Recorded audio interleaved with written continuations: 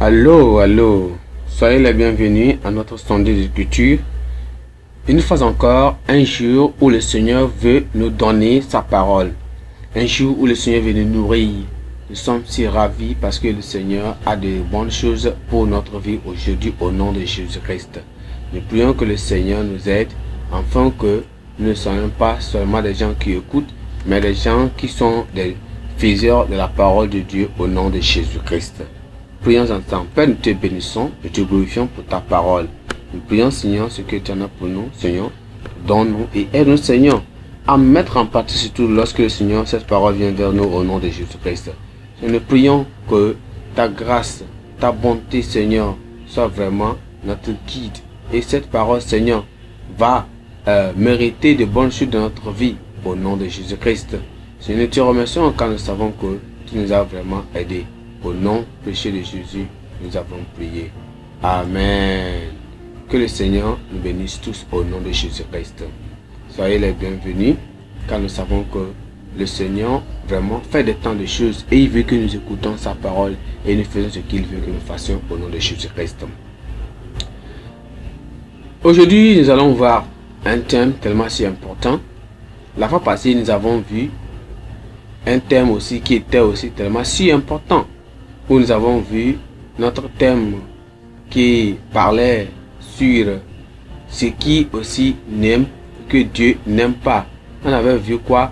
Le rapport des espions et les rébellions d'Israël. On a vu comment les enfants d'Israël ont rébellé contre Dieu, surtout suite au mauvais rapport des 10 espions, et aussi à cause de cela, beaucoup d'entre eux sont morts et n'ont pas pu aller à la terre promise. Nous avons prié vraiment que le Seigneur nous aide, qu'on soit vraiment attentif, qu'on ne doit pas écouter, on doit faire attention à ce que nous écoutons aux pasteurs, ou ce qu'ils disent à ces faux prophètes, pour que cela ne détruise pas notre foi. Alors aujourd'hui, nous allons voir quelque chose de tellement important qui sera basé sur aussi le chapitre 15. Le chapitre 15 de Nombre. Chapitre 15 de Nombre. Là, on verra ceci là. Alors, cela, on va parler sur les diverses offrandes et les péchés présomptueux. Les diverses offrandes et les péchés présomptueux. Ou bien les présomptueux. C'est-à-dire sciemment. Pareil. Donc, on voit que quoi? On va voir notre texte dans le livre de Nombre chapitre 15. À partir du verset 1. La Bible dit, l'Éternel parla à Moïse et il dit, parle aux enfants d'Israël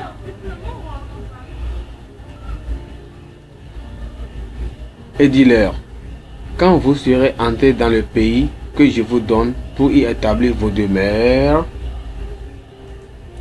et que vous offrez à l'Éternel un sacrifice consumé par le feu, soit en holocauste, soit un sacrifice en accomplissement d'un vœu ou en offrande volontaire, ou bien dans vos fêtes, pour produire avec votre gros ou votre menu bétail une agréable odeur à l'Éternel.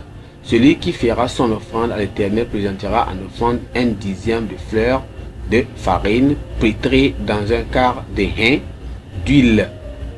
Et tu feras une libation d'un quart de hin de vin avec l'holocauste ou le sacrifice pour chaque agneau. Pour un bélier, tu présenteras une offrande en offrant deux dixièmes de fleurs de farine pétrie dans un tiers de hin d'huile. Voyez, le Seigneur ici entend de donner les recommandations, il entend de donner comment il devait faire. En réalité, ce chapitre nous donne un détail sur le nombre de types d'offrandes qu'il devait faire. Parce que quoi, cette étude que je suis en train de parler là, cette étude, elle entame quoi? Elle vient après exactement l'incident qui déplaisait la rébellion, l'incrédulité et les murmures des enfants d'Israël contre Dieu et Moïse son serviteur. Donc Dieu a fait quoi? Dieu est vraiment à la fois tendre et miséricordieux, hein, dont les yeux sont tellement purs pour regarder l'iniquité. Donc, à l'instituer ces lois, donc pour instituer ces lois de sacrifice pour leur pleine restauration et même l'assurance de leur entrée dans la terre promise. Il a fait ces choses-là pour instaurer quoi? Des divers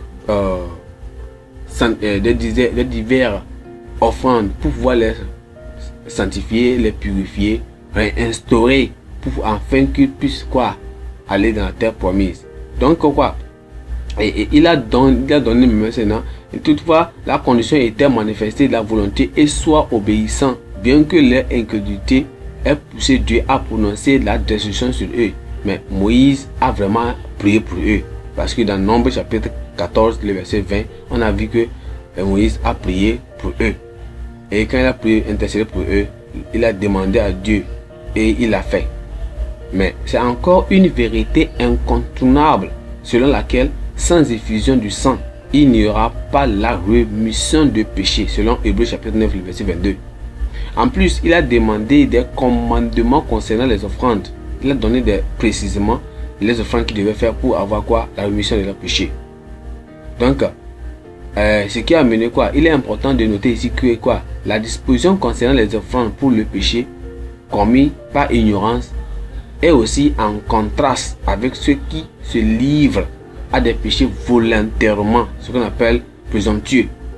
Parce que la Bible a dit quelque chose dans le chapitre 10, le verset 26 que car si nous péchons volontairement, après avoir reçu la connaissance de la vérité, il ne reste plus de sacrifice, il ne reste plus quoi? Il ne reste aucune de sacrifice pour les péchés. Ça veut dire que vous êtes en train de pécher contre le Saint-Esprit parce que vous savez et vous péchez sciemment. Mais une attente terrible du jugement et l'ardeur d'un feu qui dévorera ces rebelles-là. Que le Seigneur nous aide, qu'on ne soit pas parmi ces rebelles au nom de Jésus-Christ. Gloire à Dieu. Gloire à Dieu. Je dis gloire à Dieu. Donc nous voyons que quoi? Revenons en voyant ce chapitre-là.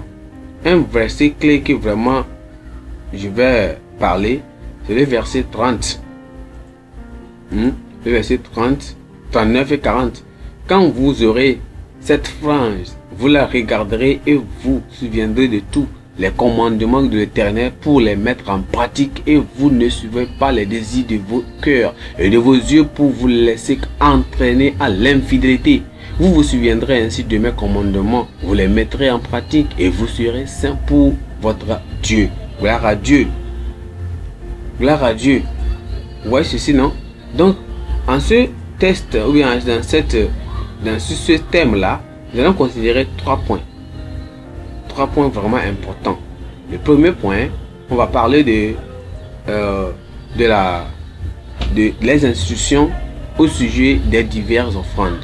Les instructions, quelles étaient les diverses instructions que le Seigneur a données concernant les diverses offrandes. Deuxièmement, nous allons parler par la grâce de Dieu les exigences relatives à l'offrande pour l'expiation du péché. Et troisièmement, on parlera sur la rétribution des pécheurs présomptueux. Quelle est la récompense? Quel est le prix de ces personnes-là? Revenons au point numéro 1 qui est considéré comme les instructions au sujet des diverses offrandes. On avait vu qu'il y avait tant de diverses offrandes que les enfants d'Israël devaient offrir afin de pouvoir avoir quoi? Afin de pouvoir avoir la rémission de leurs péchés en ce moment lorsqu'ils pêchent contre le Seigneur. Donc le Seigneur a élaboré des différentes principes, différentes offrandes. Donc il a dit quelque chose dans Nombre chapitre 15, le verset 2. Disons ça un peu. Disons ça. 15, le verset 2. Il dit: parle aux enfants d'Israël et dis-leur, quand vous serez entrés dans le pays que je vous donne pour y établir vos demeures. Voyez, virgule. Ici. Donc, c'est une assurance que Dieu va réaliser sa promesse qui consiste à donner aux enfants d'Israël le pays de Canaan. C'était une promesse. Donc il a dit cela pour pouvoir leur montrer que waouh, voyez, ce que j'ai dit, ça va arriver. Donc pendant qu'il les rassure, il s'attendait à ce que quoi, ces enfants d'Israël là lui fassent les offrandes. Des offrandes, d'où les directives qu'ils doivent suivre. Parmi les offrandes à lui faire, il y avait des différents types d'offrandes qu'il devait faire en ce moment-là. Et ces différents types d'offrandes qu'il devait faire, il devait faire premièrement, on a ce qu'on appelle l'offrande volontaire. Ils devaient faire cette offrande volontaire. Et même avant cela, ils feront ce qu'on appelle le sacrifice consumé par le feu. Le sacrifice consumé par le feu. Consumé par le feu. Et deuxièmement, le sacrifice volontaire. Et troisièmement, il fera l'offrande de fleurs de farine. L'offrande de fleurs de farine.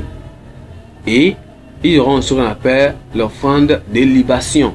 L'offrande de libation. Et dernièrement, c'était 5 offrandes. Et cinquièmement, il y aura quoi? Le sacrifice d'action de grâce. Le sacrifice d'action de grâce. Sacrifice d'action de grâce. Vous voyez ces choses-là? Donc, là, nous regardons ces choses-là, on voit que quoi? Les offrandes de fleurs de farine sont de 2 types. Ils sont de 2 types. On doit savoir là-bas. Ils sont de 2 types là-bas. Les offrandes de fleurs de farine sont de 2 types. Certains étaient offerts seuls. D'autres étaient ajoutés au sacrifice consumé par le feu et d'action de grâce. C'était. Donc l'important de cette loi est de déterminer la proportion d'offrandes de leur farine et même de leur libation par rapport au sacrifice de l'animal qui devait faire comment être fait. Donc cela va montrer ici vraiment quel était l'animal qui devait utiliser pour faire cette offrande là. Si, je ne sais pas vraiment vous me comprenez bien. Donc d'autres étaient ajoutés au sacrifice consumé par le feu. D'autres étaient ajoutés au sacrifice par le feu. Donc, et d'action de grâce. L'important de cette loi était de déterminer exactement comme je viens de le dire cela. Donc, la proportion aussi des fleurs de farine et la libération par rapport au sacrifice de l'animal qui devait être fait. Donc, premièrement, on voit quelque chose. Qu'est-ce que nous voyons selon ces, disons, précautions? On voit que quoi? Il y a quelque chose à apprendre ici. De primo, c'est premièrement, un sacrifice avec un agneau ou un chevreau va avec un dixième d'offrande de fleurs de farine pétrie dans un quart de hin d'huile, mélangée avec la libation de la même quantité de vin. Secondo, pour un bélier en offrande, 2 dixièmes de fleurs de farine pétrie dans un tiers de hin d'huile et la libation d'un tiers de hin de vin. Tertio, c'est-à-dire troisièmement, pour le sacrifice d'un veau, 3 dixièmes de fleurs, c'est-à-dire 3 quarts, sur 3 dixièmes, 3 sur 10, de fleurs de farine pétrie dans un demi-hin d'huile avec une libation d'un demi-hin de vin. Le temps me manquera pour que vraiment je puisse aller en détail. Nous ne voulons pas avoir des vidéos tellement longues. Donc, mais l'idée principale ici sera. Donc, par la grâce, je prie que le Seigneur nous donne la compréhension au nom de Jésus-Christ. Donc, pour avoir ces choses-là, nous voyons que quoi? Ces sacrifices, ainsi les sacrifices se faisaient en représentant la règle de proportion, vraiment la mathématique. Donc, ce sera de l'étranger comme de vous. Devant l'Éternel, il y aura une seule loi et une seule ordonnance pour. Cette loi-là était pour tout le monde. Dans le Nombre chapitre 15, le verset 15 et 16, c'était une loi pour tout, l'étranger et même là-bas.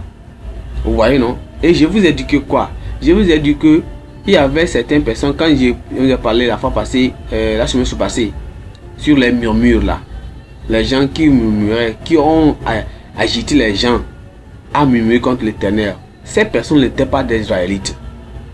Quand ils ont quitté l'Égypte, les Égyptiens qui ont vu les pays d'alentour, qui ont vu comment le Seigneur a vraiment agi avec puissance et comment le Seigneur a fait des grands jeux, des merveilles, des miracles dans la vie de ces Israélites là, quand ils quittaient ce pays là, ils disent non, on ne va pas laisser ces gens là partir comme ça, je vais les suivre. Donc ces personnes qui n'étaient pas israélites, hébreux, mais ils ont suivi parce qu'ils ont vu les bonnes choses que le Seigneur a fait dans leur vie. Ils ont suivi ces Israélites là pour sortir hors de leur pays d'Égypte. Ils sont partis. C'est eux en chemin, quand ils sont arrivés, que les problèmes ont commencé à arriver, des petites difficultés ont arrivé. Et à cause de ces petites difficultés là, ils ont commencé à murmurer. Ils ont commencé à pousser les enfants d'Israël à murmurer contre le Seigneur. Vous voyez cela, non? Et regardez exactement ce qui se passe. Donc ces gens là, quand le Seigneur est en train de parler, même soit à l'étranger, vous êtes hors du pays, bien avec les gens qui sont des étrangers, ces personnes-là, ils peuvent aussi être parmi eux. Donc selon ce passage, le Seigneur fait vraiment le Seigneur vraiment donne clairement veut signifier quoi? Qu'il n'y a aucune inégalité dans les exigences envers les juifs et les non-hébreux, c'est-à-dire les païens. On appelle les gentils, ou bien les païens, ou bien les non-hébreux. À partir, c'est-à-dire nous qui sommes, comme je vous parle là, nous qui sommes les non-hébreux, je ne suis pas hébreu, vous n'êtes pas hébreu. Et si vous n'êtes pas hébreu, israélite, il n'y a aucune différence maintenant ici. Donc à partir de cette déclaration, nous apprenons certaines choses tellement importantes. On apprend certaines choses tellement importantes. Qu'est-ce que nous apprenons? On apprend que quoi? 1. Dieu ne fait acception de personne. Deuxièmement, cela met fin à l'orgueil des Juifs qui estiment qu'en tant que descendants d'Abraham, ils étaient plus acceptés que les païens par l'Éternel. C'est pas vrai.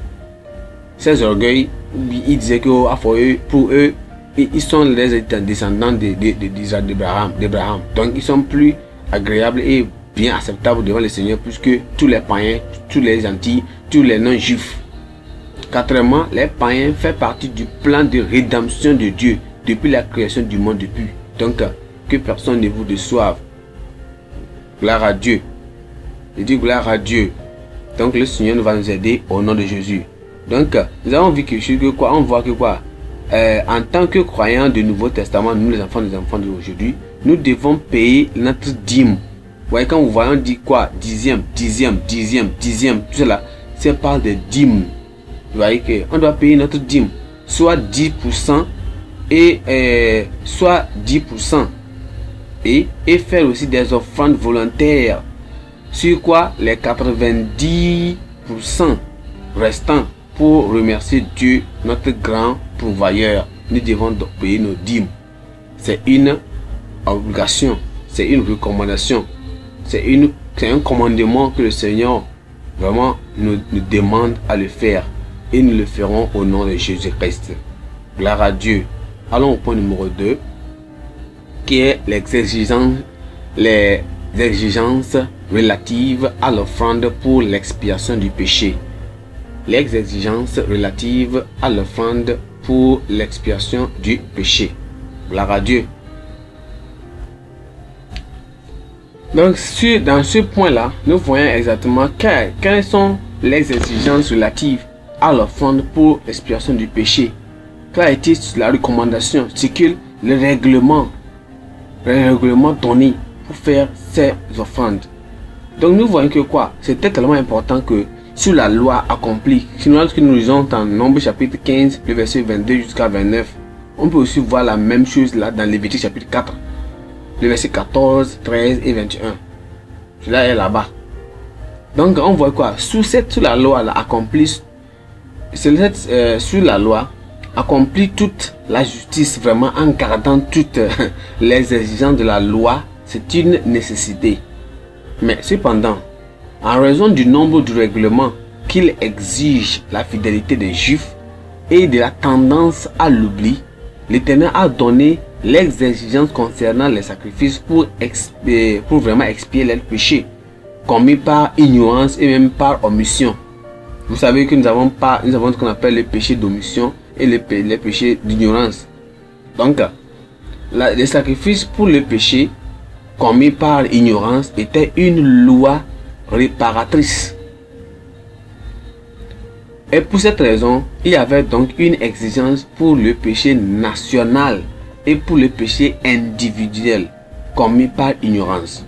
Donc, pour le péché commis par l'assemblée, l'Éternel demande un jeune taureau. Il demande quoi? Un jeune taureau. Ça c'était pourquoi? Un péché commis par l'assemblée.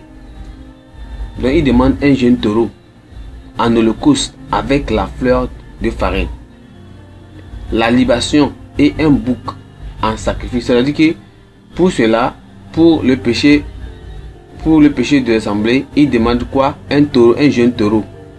Mais pour la libation, il demande quoi? Un bouc en sacrifice d'expiation.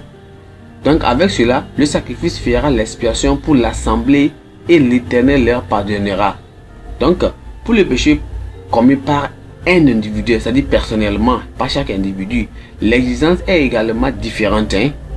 Là-bas, la personne va tuer quoi? Une chèvre d'un an, âgée d'un an, une chèvre âgée d'un an, apportée en sacrifice pour le péché. Et c'est cela utilisé pour le sacrifice, pour expier le péché de cette personne-là. Et ce péché sera pardonné. Donc, ainsi les péchés commis par ignorance doivent donc avoir quoi? Doivent faire l'objet d'une expiation. Donc l'ignorance ne saurait être une excuse. Vous voyez ici même l'ignorance ici.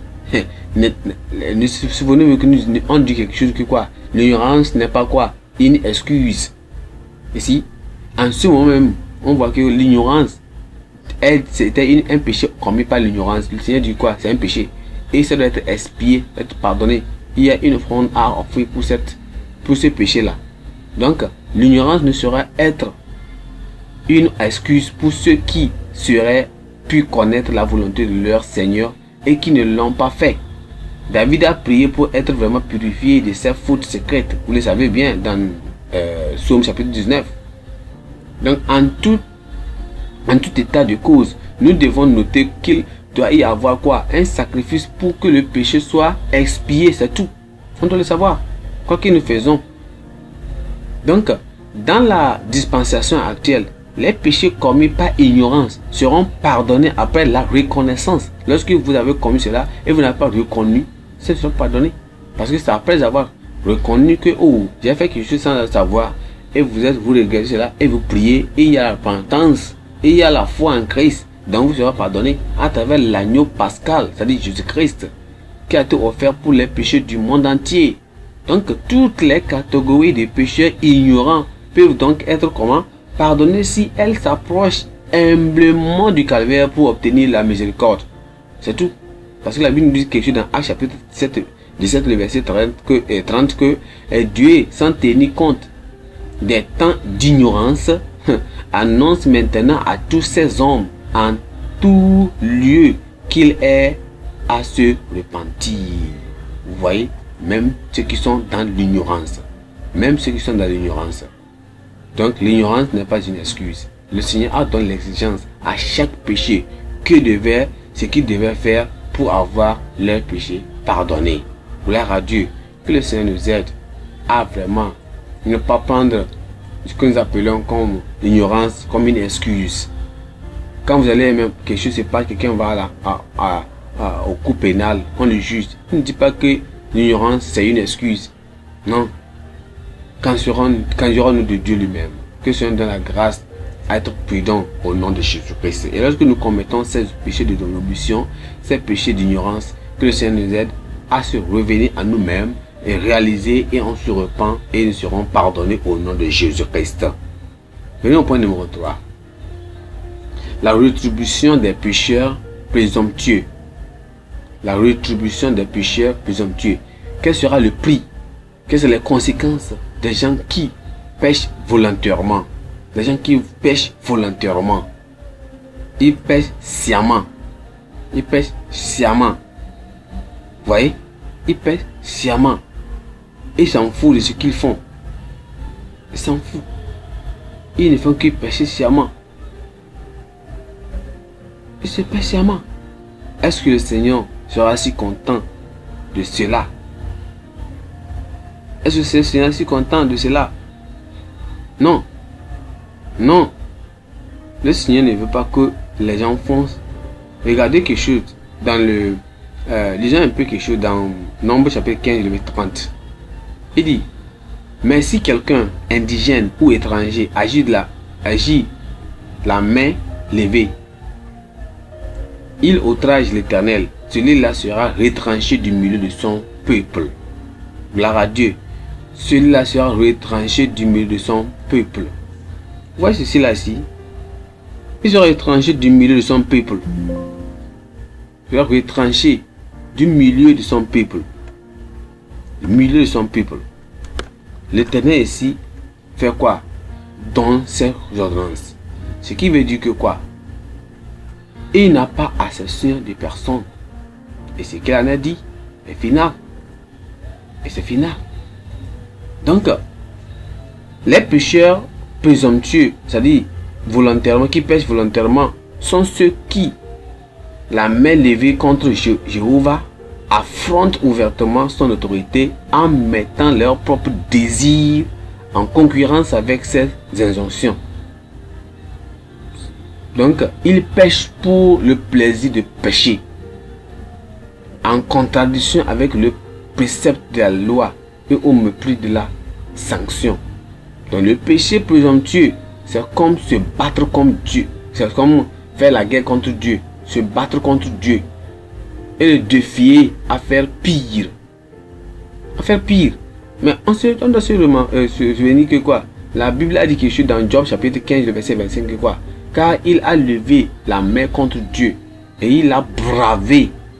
Il a bravé qui? Le Tout-Puissant. Donc toute personne, quel que soit son statut social, son statut religieux, son statut séculier, vraiment, qui entraîne, qui enfreint vraiment les commandements de Dieu, vraiment outrage l'Éternel. Donc le péché présomptueux consiste à faire quoi? Souvenez un peu quelque chose. Le péché vraiment présomptueux ou bien volontaire consiste à faire quoi? À imputer la folie ou l'iniquité au juste juge du ciel et même de la terre. Telle est la malignité du péché délibéré, le péché délibéré, le péché délibéré sciemment. Donc la gravité du péché présomptueux est résumée dans le fait que si nous péchons, la Bible nous a dit ça déjà dans Hébreu. Dit que quoi? Là où que nous venons de, on a vu cela dans Hébreu chapitre 10 le verset 26. 10 le verset 26, on a vu cela, non? Il dit que si nous péchons volontairement,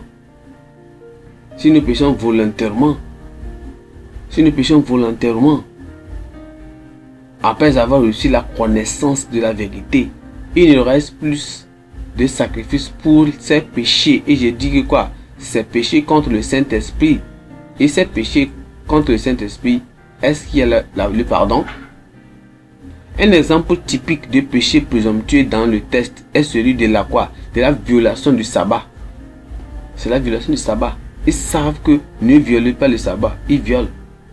Donc l'infraction concernant un homme qui ramassait du bois le jour du sabbat. C'est ça, il viole le sabbat. Cette infraction apparemment mineure constitue une violation au commandement de sanctifier le jour du sabbat et de n'y faire aucun ouvrage. C'est ce que la Bible avait dit. C'était ce que la loi dit. Mais lorsque vous faites autre chose, vous violez cette loi-là. Pour ainsi déshonorer l'institution du pardon. Donc, contrevenant fut amené devant Moïse, cette personne-là sera amenée devant Moïse. Et toute l'assemblée qui consultèrent Dieu. Donc, une sentence fut saisie, prononcée à son contre, et il fut lapidé, sera tué par l'assemblée, afin de dissuader tout Israël. Et vous savez, en ce moment-là, ils doivent jeter les cailloux sur la personne va mourir jusqu'à la fin. Ça veut dire tuer leur victime en ce moment. Donc, après avoir donné les différentes lois, en particulier la loi d'expiation du péché commis par ignorance, il fallait vraiment prévoir un moyen d'empêcher Israël de continuer de tomber dans le péché. L'instruction était de faire des franges au bord de leurs vêtements pour leur rappeler les commandements de l'Éternel, afin qu'ils ne pêchent plus par omission. Qu'ils ne pêchent plus comment? Par omission. Par omission. On peut le voir exactement. Il y a cela se trouve dans Nombre chapitre 15, le verset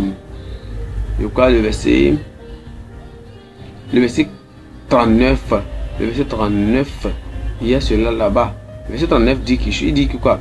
Alors il dit, quand vous aurez cette frange, vous la regarderez et vous vous souviendrez de tous les commandements de l'Éternel pour les mettre en pratique. Et vous ne suivez pas les désirs de vos cœurs et de vos yeux pour vous laisser entraîner par l'infidélité. Verset 40. Vous vous souviendrez ainsi de mes commandements, vous les mettrez en pratique et vous serez saints pour votre Dieu. L'Éternel est saint. Alors il demande aussi que ceux qui le suivent soient aussi comment? Saints. C'est ça. C'est une recommandation du Seigneur lui-même. Il doit avoir cette sainteté pour avoir et pratiquer avec le Seigneur. Et c'est ça. Nous prions que le signe désigné est un fin de soie au fil des vêtements. Quand on dit le signe désigné était une frange de soie ou de fil, le vêtement lui-même était vraiment effiloché. En bas, un ruban bleu était attaché au cou du vêtement pour maintenir et serrer. Les Juifs se distinguaient ainsi des autres peuples de la terre par leur habillement. Vous savez cela en ce moment, non? Donc les rubans en frange à l'ourlet de leurs vêtements les distinguaient du public. Dans cette loi au sujet de leur tenue vestimentaire ou bien vestimentaire devait perdurer à travers les générations. Donc les pharisiens ont vraiment élargi leur propre franc afin de paraître plus juste que toutes les autres personnes. Et c'était bien? Non. Donc la parole de Dieu avait dit la même chose comme ça. Donc nous prions que le Seigneur nous aide, qu'on soit vraiment attentif. L'Éternel, une fois de plus, a mis la phrase sur l'intention initiale que nous devons faire pour ne pas faire des choses qui ne sont pas bonnes. Donc la raison pour laquelle il nous est vraiment commandé d'obéir à la parole de Dieu est que nous serons comment saints et agréables à ses yeux tous les jours de notre vie. Dans tous les commandements, tout ce que le Seigneur nous donne, c'est pour être agréable et atteignable et acceptable à ses yeux. Tout ce que nous faisons. Nous prions que le Seigneur nous aide, que vraiment nous allons tenir notre vie pieuse, saint devant l'Éternel. Et toutes les offrandes, en toutes ces offrandes, on ne les fait plus encore. Christ est venu mourir pour nous au calvaire et il a effectué ses sacrifices une fois pour tous. Cela nous donne des leçons.